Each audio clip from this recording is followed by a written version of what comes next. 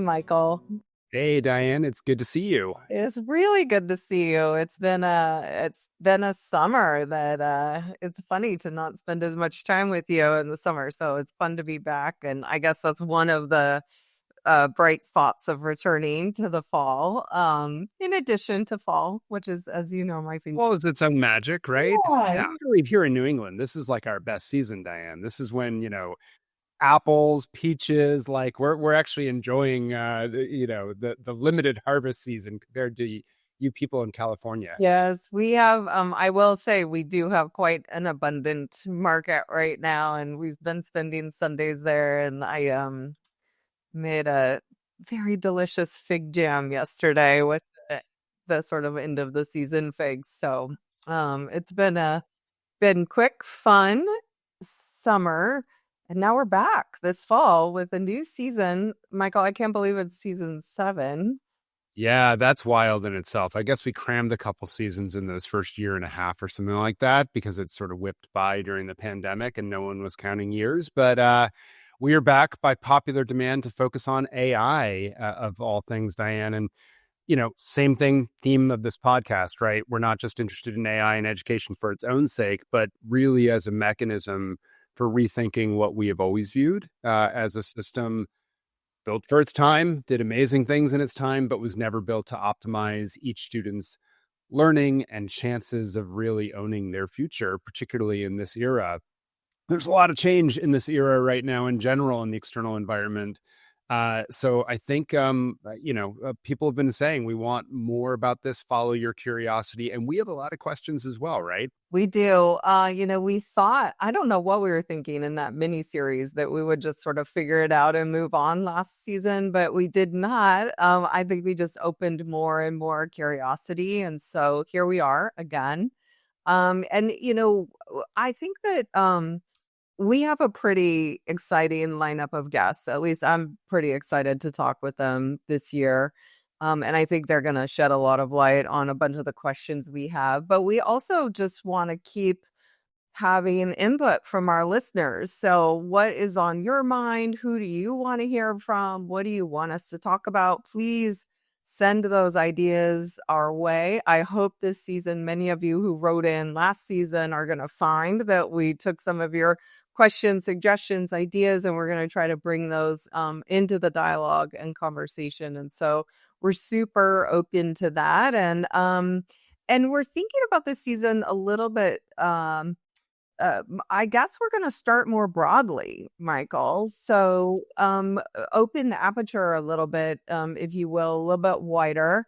We want to, we always focus on K-12 education.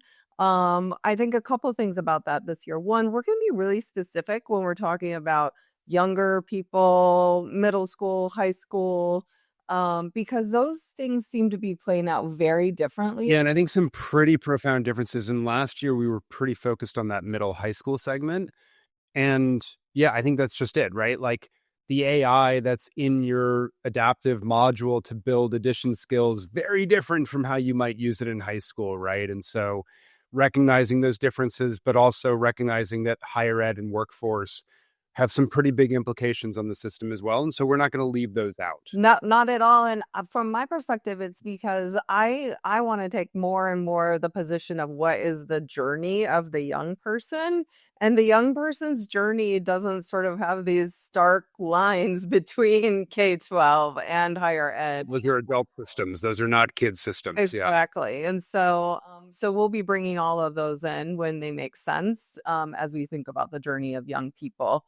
And then, so we're going to start that, I think, with, I guess, a little bit of what's the landscape out there of AI? And, I think last season we talked about, we specifically sought out kind of cheerleaders and skeptics, and we wanted to hear from those various perspectives. I think this year we're going to at least kick off the season looking at just the big picture in the landscape, like talking to some of the people who are working on the frontier models. We're going to actually turn outside of education for an episode to look at healthcare, which is this very interesting sort of parallel universe to education, and see what we can learn from that lens. And ask some big questions about like what is happening across the board. And we think that as a result, a little bit of forewarning here, we might be talking to people who are a little bit more on the optimistic side, as a result, but we will of course keep, you know, a critical eye on the conversations that we're having. 100%. And on the note of optimism, so just so folks can start to envision the arc, we're not going to tell you every guest right now up front because, there could be some changes. But if we're starting broad, we're starting with people who actually work at some of the companies that do the large language models, healthcare, as Diane said, folks that have sort of this 20,000-foot view of where AI is going more broadly. And then we're going to start to hone in on the education use cases, and we're going to go to entrepreneurs. So they're going to certainly be optimistic as well. That's in their nature. They see problems, they want to solve them by building something, which is great, and they will bring their lens. I will say, Diane, when I moved out to Silicon Valley in, what was that, 2008, 9 or something, and it feels a little bit like it did then, right? When you were building the new Summit model in 2010, I guess it was, and it feels a little bit like that. A lot of excitement, energy around ed tech startups potentially. I would say a little bit more skepticism or caution, maybe is the right word, from the investor class because they feel like they've been through this a little bit. But we're curious to talk to a bunch of entrepreneurs and find out, what are they doing with AI? What are they excited about? Is this tinkering toward utopia, as someone might have said in a book, or is this like really reinventing education in the ways that we've talked about? And so I think that'll be pretty interesting as well. I'm excited to talk to all those entrepreneurs. I am too. And so, what we wanted to do today, before we hop into those conversations in these next episodes, is just sort of lay down our baseline foundation of where we are right now.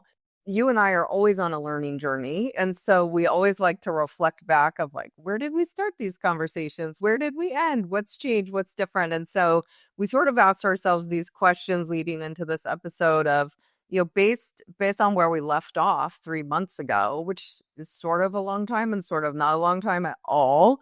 You know, what's kind of stayed the same? What do we feel like, oh, we thought that 3 months ago and we kind of still think that, today? What's changed in our thinking, if anything? And what's blowing our minds? Hopefully, maybe something given what you just said about the moment in time we're in. So we thought we'd just ask each other those questions, get a level set baseline of where we're starting the season, and then we'll get into it. That sounds good. Let's dive in that first category. I want to hear from you.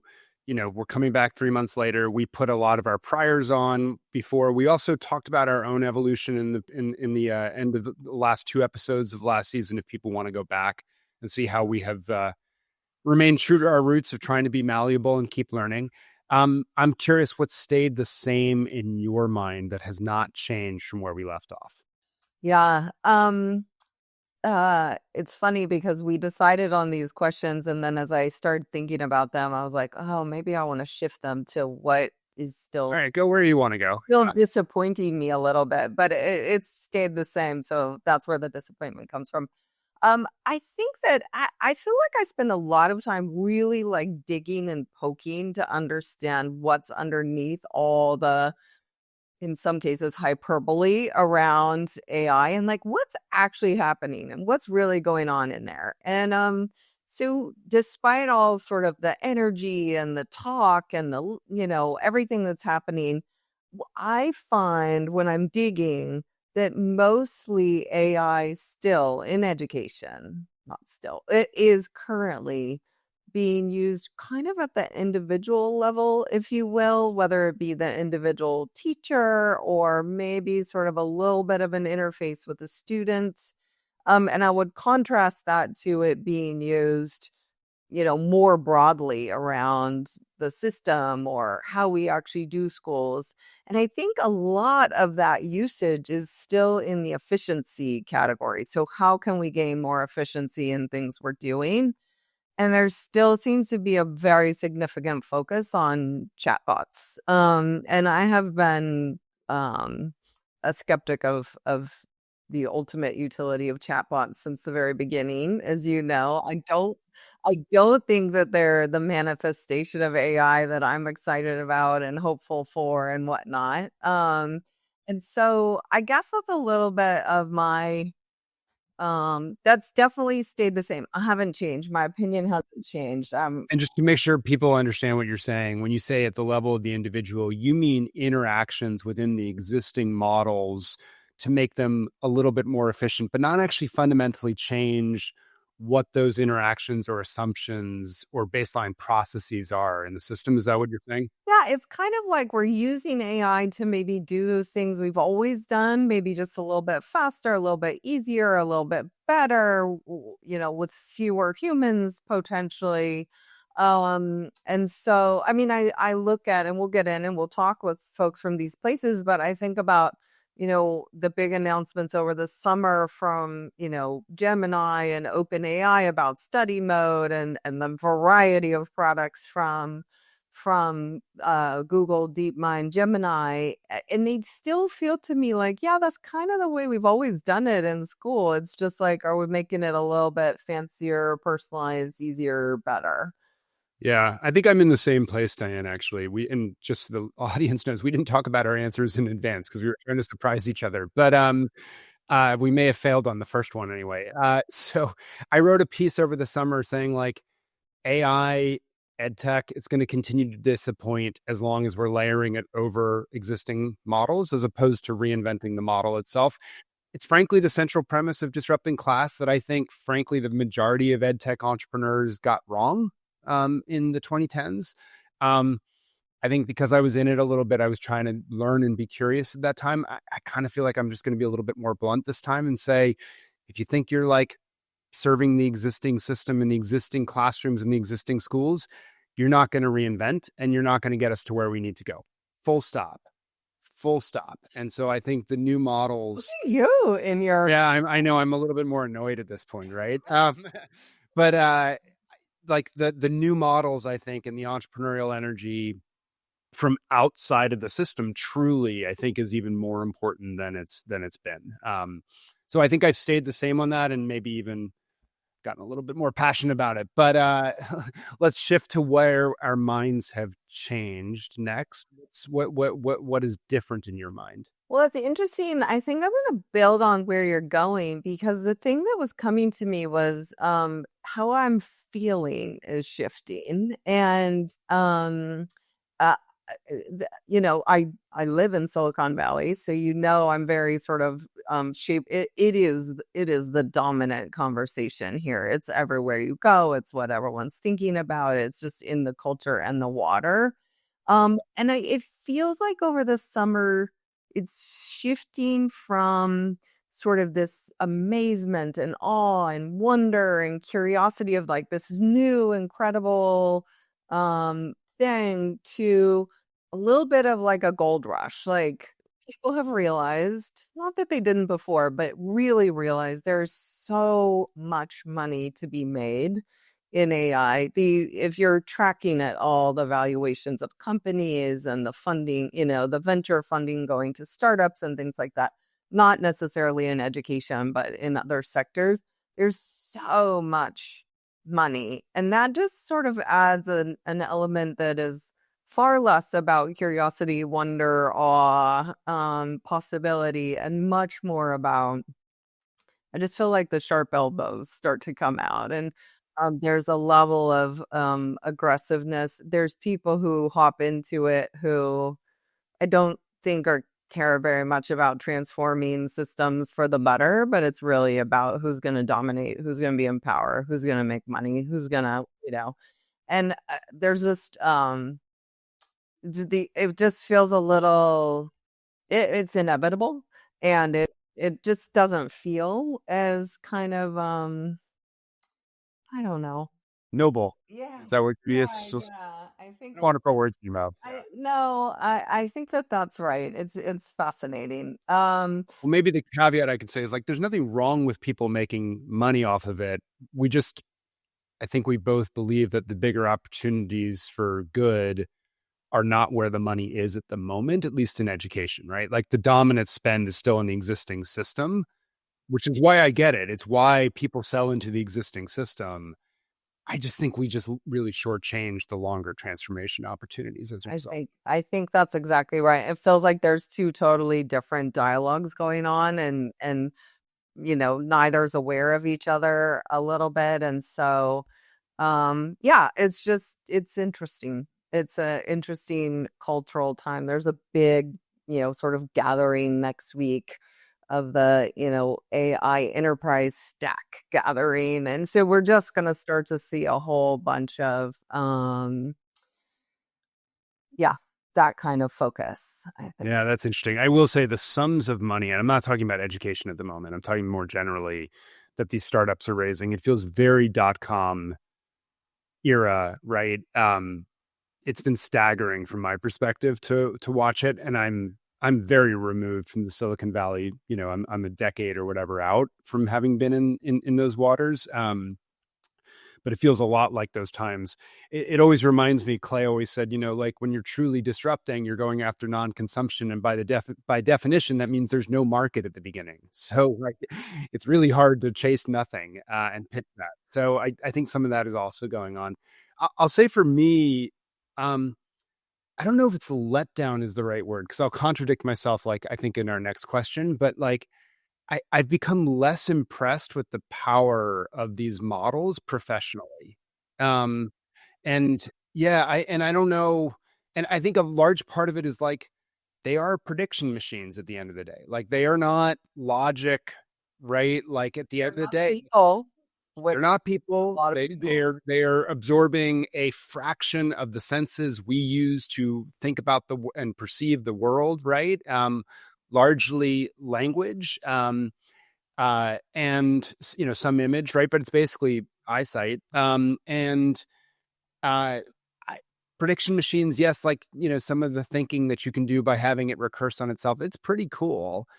And it feels like like when you're an expert in the field, the things that it does for you just feel sort of generic to me, Diane. And maybe it's how I'm using it, but I because of that lack of logic, I've become a little bit more or tempered. I think maybe that's the right word about some of these models. So it could be me, but No, let me double click on that because I feel like I might be having a similar experience. So, um, tell me if this rings true for you. I find myself, I think I've gotten a lot better at prompting, and to get what I want pretty darn quickly. And so I actually really use it as an assistant kind of all day, every day, um, quite efficiently, much more efficiently than in the beginning. And I think in a much more kind of fluid way.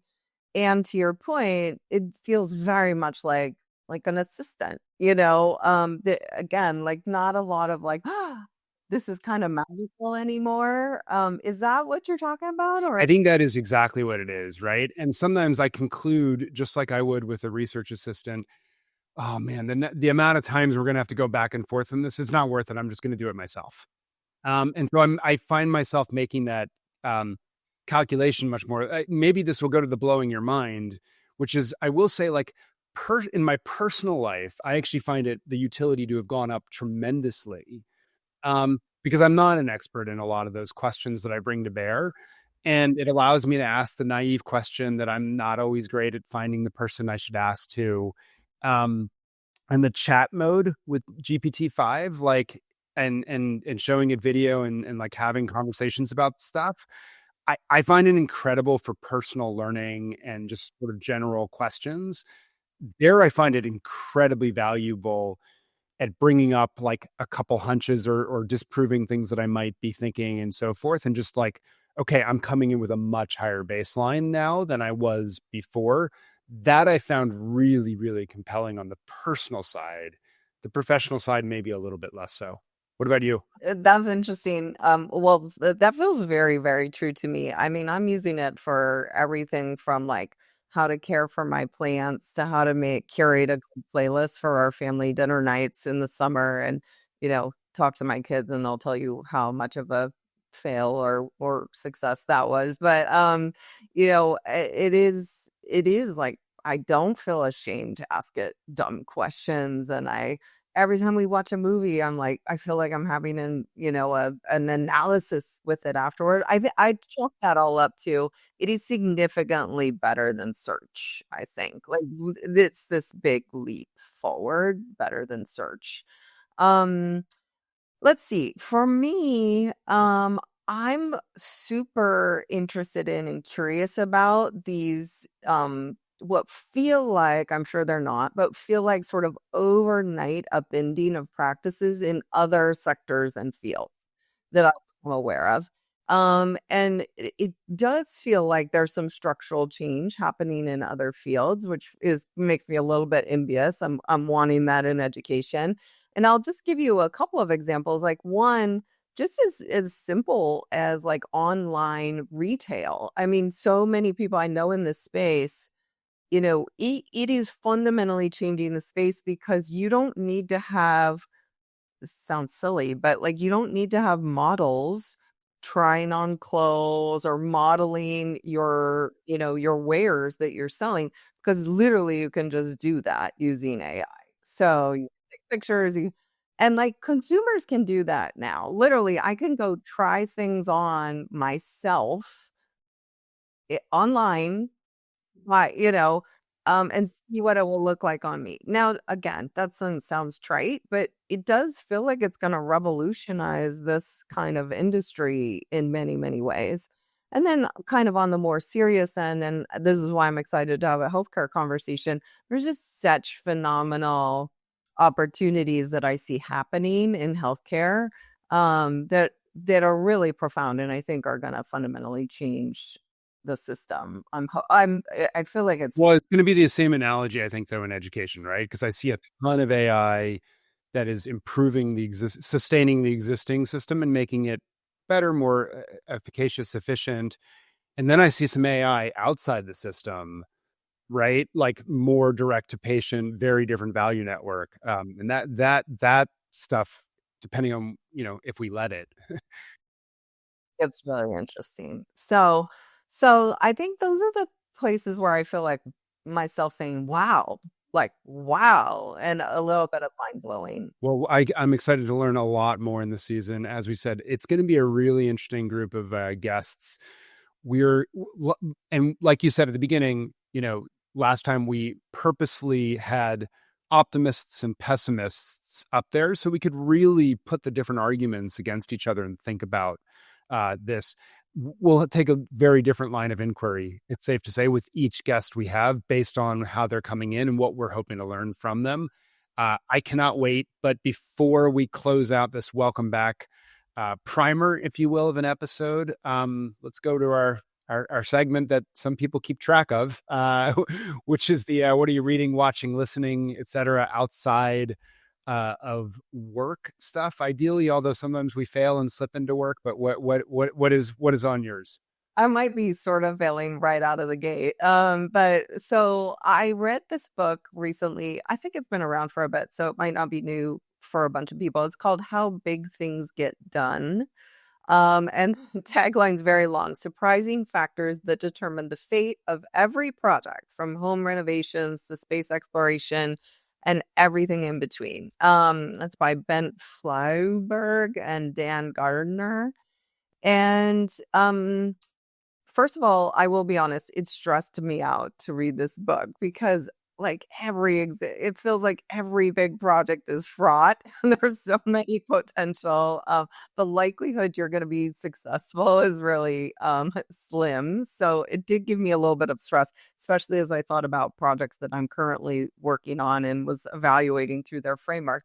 But one of the things I loved about it was how data driven it is. And it really looks at these big data sets to take a critical lens at how we do projects and how we could do them better. And I think this might be a theme that comes up a lot this season is the power and importance of data. I think that doesn't get talked about nearly enough and really might be the most important thing that we're grappling with here. So, if you do any sort of projects. I should read this. You're telling me. All right. All right, now you're scaring me. But I remember when the book came out. I have not read. Yeah, you'll look back on your home renovation and be like, I was about to say, is this going to make me like feel really dumb on a bunch of things we do? Okay, yes, the answer is yes. how about you? So yes, so but I'll learn. All right. Well, mine is going to be work based as well. By the way, it's interesting. Like we haven't seen each other in 3 months, so we've watched and read a lot of things. So we're sort of picking, right? I had all these TV series that I actually watched. I was going to be like, hey, look what I did, Diane. But I think I should give a shout out to my other co-host of the podcast, Jeff Salingo's new book, Dream School. Finding the college that's right for you came out September 9th. So the day before we're recording this, but it'll be a few weeks out by the time this comes out. And it's a fun book that tries to get people away from thinking that you just have to go to the selectives and take a wider aperture and give you some criteria to do so as you go through that journey. So we'll see. We'll see. But enjoyed reading it, and I'll put that on my list. Awesome. Well, I'm excited for that one. I think with my new project, Future, we are attempting to do that as well. And when we Yeah, I saw that in the in the feature set. You have you have that little part where like it depending on your pathway, once you pick if you go in the 4-year college pathway, it starts to suggest some schools that might be better fits based on both outcomes, if I understood it, but also based on the things that you seem to be gravitating toward. Yeah, and not the usual suspect schools, but schools that, based on data, are performing better access and better outcomes for young people. So, I look forward to. Check out the appendix. He built a cool little. I think he put in the appendix because he didn't want another list out there, but there's a list. But what's more interesting is the criteria that he chose to come up with schools that you might want to look at. So it's interesting. Yeah, that's the plug. But we're excited to dive into this season. I think we're going to learn a lot. Can't wait to be on the journey with you. And as Diane said up front, tell us what you want to hear. Tell us what you want to ask people. We will try to start teasing some guests ahead of time, perhaps, so you can be ready to ask us or tell us what you want us to ask. And we can't wait to get into it with you all on season 7 of Class Disrupted. We'll see you next time.